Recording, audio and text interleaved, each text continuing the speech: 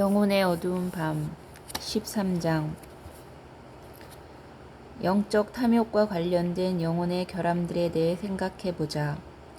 영혼이 이런저런 영적인 것을 탐내지만 그런 것에서 찾게 되는 기쁨에 대한 탐욕으로 인해 시도하는 이런저런 수련에서도 전혀 만족을 느끼지 못했기 때문에 이제 이 메마르고 어두운 밤은 그 영혼을 새롭게 하기에 이르렀다.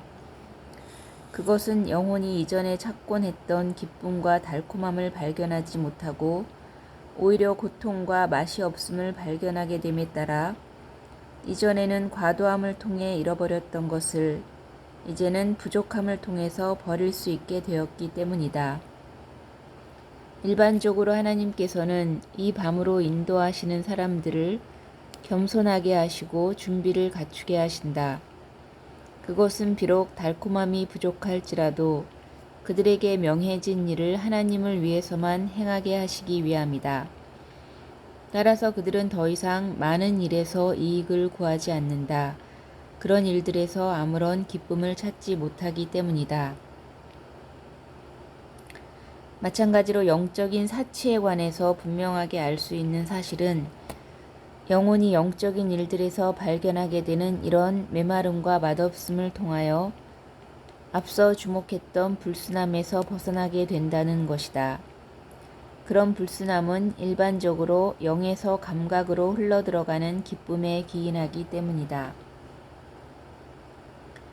영혼이 이런 어두운 밤에 자유로워지는 네 번째 죄, 즉 영적 탐식에 관련된 결함들에 관해 생각해 보자.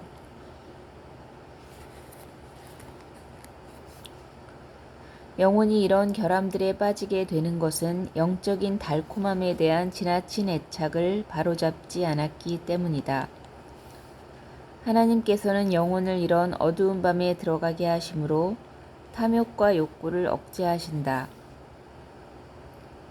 그래서 세상이나 하늘에서 임하는 감각적인 기쁨이나 달콤함을 더 이상 키우지 못하게 하신다. 그 결과 영혼은 정욕과 욕구들의 힘을 상실하고 더 이상 자신의 취향을 고려하지 않기 때문에 무기력해진다. 가슴에서 젖을 짜는 데 익숙한 사람이 없을 때 젖이 마르는 것처럼 영혼의 욕구도 말라버리는 것이다. 욕구와 정욕이 꺼질 때 영혼이 영적인 고요함과 평화 속에 살게 되기 때문이다. 욕구와 정욕이 지배하지 않는 곳에는 아무 소란이 없고 하나님의 평화와 위로만이 있을 뿐이다. 이로부터 얻어지는 두 번째 혜택이 있다. 영혼이 영적인 길에서 후퇴하는 것에 대한 근심과 두려움으로 인해 습관적으로 하나님을 기억하는 것이다. 이것은 메마름과 욕구에 대한 정화의 결과로 일어나는 엄청난 혜택이다. 영혼이 마음을 무디게 하고 흐리게 하는 애착과 욕구들에 들러붙어 있었던 결함들로부터 정화되고 깨끗해지기 때문이다. 이 밤에 영혼이 얻는 또 다른 매우 큰 혜택이 있다. 그것은 공허하고 메마른 이런 시기에 종종 요구되는 인내와 오래 참음과 몇 가지 덕을 영혼이 함께 실천한다는 것이다. 그럴 때 영혼은 아무런 기쁨이나 위로도 없이 영적인 수련을 계속한다. 마찬가지로 영혼은 하나님의 사랑을 실천한다. 그것은 이제 영혼이 자신의 일에서 발견되는 매력과 달콤한 기쁨이 아니라 하나님에 의해서만 마음이 움직이기 때문이다. 마찬가지로 영혼은 여기에서 불굴의 덕을 실천한다. 자신의 일에서 발견하게 되는 어려움과 맛없음 속에서 영혼이 약함에서 강함을 끌어내어 강해지기 때문이다.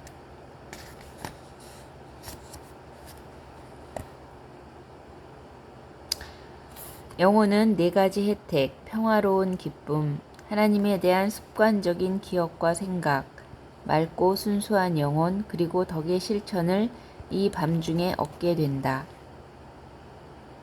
다윗은 이 밤에 경험한 것을 이렇게 말하고 있다.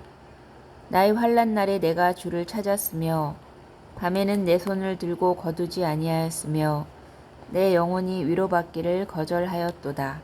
내가 하나님을 생각하고 불안하여 근심하니 내 심령이 상하도다. 주께서 나로 눈을 붙이지 못하게 하시니 내가 괴로워 말할 수 없나이다. 내가 옛날 곧 이전 해를 생각하여 싸우며 밤에 한 나의 노래를 기억하며 마음에 묵상하여 심령에 궁구하기를. 이 말은 모든 애착에서 벗어났다는 의미이다. 이 밤중에 영혼에서 초래하시는 이러한 메마름과 고난, 그리고 그 밖의 유혹들과 시련들로 인해 영혼이 부드러워지고 겸손해진다. 영혼은 하나님과 자신, 그리고 이웃들에게도 온유해진다. 그래서 더 이상 자신의 허물로 인해 근심하지 않고 자신이나 이웃에게 노하지 않으며 하나님께 화를 내거나 불평하지도 않는다. 하나님께서는 영혼을 거룩하게 만드시기를 재촉하지 않으시기 때문이다.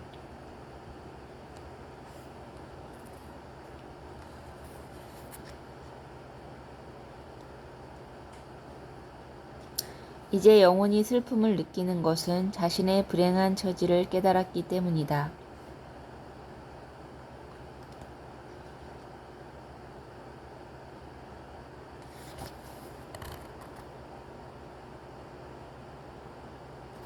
이렇게 메마르고 험난한 시간을 보내는 와중에 하나님께서는 종종 영혼이 전혀 예상하지 않을 때 매우 섬세한 영적 지식과 더불어 가장 순수한 영적인 달콤함과 사랑을 전달하신다.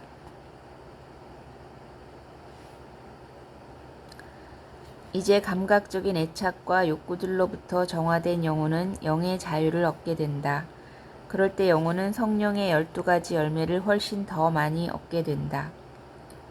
영혼은 마귀와 세상과 육체라는 3가지 원수들의 손에서 놀랍게 해방된다. 만물에 대한 감각적 기쁨과 즐거움이 제거됨으로써 마귀도 세상도 정욕도 영혼과 싸울 무기나 힘을 지니지 못하기 때문이다. 이러한 메마른 시기는 영혼으로 하여금 순수한 하나님에 대한 사랑 안에서 나아가게 한다. 영혼은 더 이상 이전처럼 행동 자체가 주는 기쁨과 단맛의 영향을 받지 않기 때문이다. 오히려 오직 하나님을 기쁘시게 하려는 갈망에만 영향을 받는 것이다. 영혼은 자기가 잘 나갈 때 그랬던 것처럼 건방지거나 자기 만족에 빠지지 않고 스스로를 염려하고 두려워하게 된다. 그래서 자신에게 만족하지 못하게 되는 것이다. 이러한 메마름은 본성의 활력과 정욕을 소멸시킨다.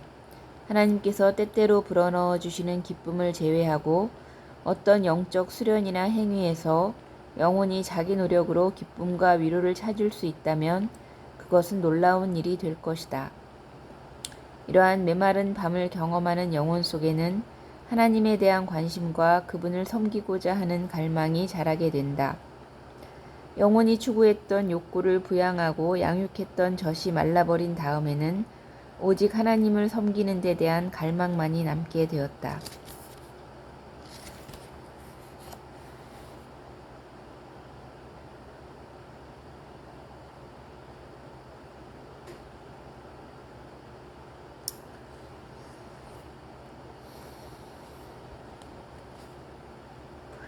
그러므로 영혼이 4가지 열정, 즉 기쁨과 슬픔, 소망과 두려움이 지속적인 고행을 통해 진정되고 계속되는 메마른 시간을 인해 영혼의 관상적인 본성 안에서 본성적인 욕구들이 잠들었으며 감각과 내적 기능들의 조화가 수고와 묵상을 멈추게 할 때 이런 원수들은 영혼을 방해할 수 없다. 이런 일들은 영혼의 아래 부분에서 이루어지며 이 아래 부분은 영혼의 집이라고 할 수 있다. 그래서 영혼은 이렇게 노래를 부르는 것이다. 내 집은 이제 고요해지고.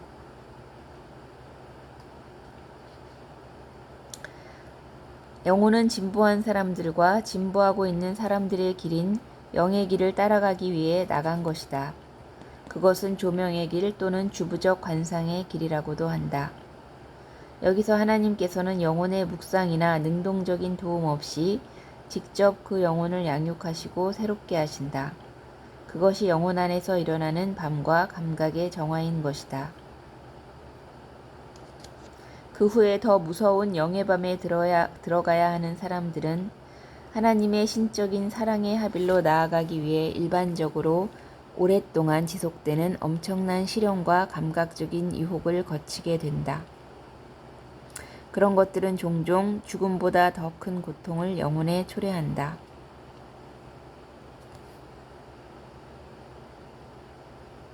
이 밤의 경우에는 신성 모독의 영이 이런 것들에 추가된다. 그것은 영혼의 모든 개념들과 생각들이 거치는 길을 돌아다니며 참을 수 없는 신성 모독을 저지른다. 이것은 영혼에게 엄청난 고통을 가한다. 또 다른 경우에는 이사야가 혼돈의 영이라고 부르는 또 다른 가증한 영이 영혼을 괴롭히도록 허용된다. 이것은 영혼을 넘어지게 하려는 것이 아니라 시험하기 위한 것이다. 이 영은 영혼의 감각을 어둡게 하여 수많은 근심과 혼란으로 가득 차게 만든다. 그러면 영혼은 큰 혼란에 빠지는 나머지 어떤 판단을 내리더라도 결코 만족할 수 없고 어떤 권면이나 도움에도 기댈 수 없게 된다. 이것은 이러한 밤에 체험하게 되는 가장 가혹한 자극이자 공포이며 영의 밤에 일어나는 일과 아주 유사한 것이다.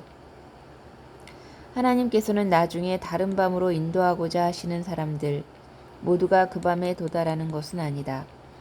일반적으로 이런 밤과 감각의 정화 중에 폭풍과 시련을 보내신다. 시련과 유혹을 통하여 시험을 받고 단련을 받고 입증되지 않는다면 영혼이 지혜의 감각을 촉진할 수 없기 때문이다. 그러므로 집회서의 저자는 이렇게 말한다. 시험을 받지 않은 자가 무엇을 알겠느냐? 입증되지 않은 자가 무엇을 깨달을 수 있겠느냐? 지혜에 들어갈 사람에게 가장 적합한 형태의 징벌은 여기에서 언급하고 있는 내적 시련이다. 영혼에게 주어지는 감각에 대한 금식과 고행이 얼마 동안이나 지속되어야 되는지에 대해서 확실하게 말할 수는 없다.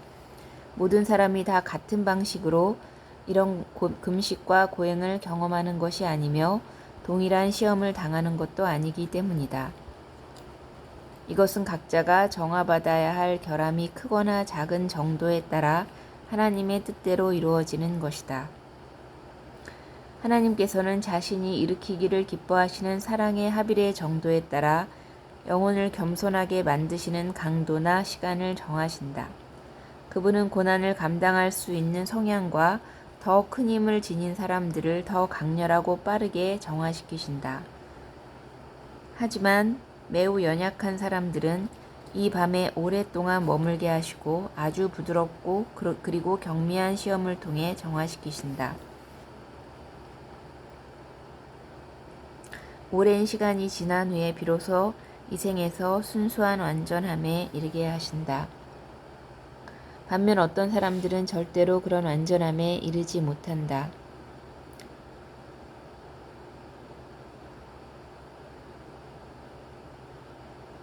더 연약한 또 다른 영혼들에게는 하나님께서 친히 동행하시면서 때로는 그들에게 나타나시고 때로는 멀어지심으로써 사랑 안에서 그들을 훈련하신다. 그렇게 그들을 멀리하심이 없이는 그들이 하나님께 나아가는 법을 배우지 못할 것이기 때문이다. 하지만 사랑의 합일이라는 참으로 복되고도 높은 목표를 향해 나아가는 영혼들은 하나님께서 아무리 빨리 그들을 인도하시더라도 일반적으로 이런 메마름과 시험 중에 오랫동안 머물러 있게 된다.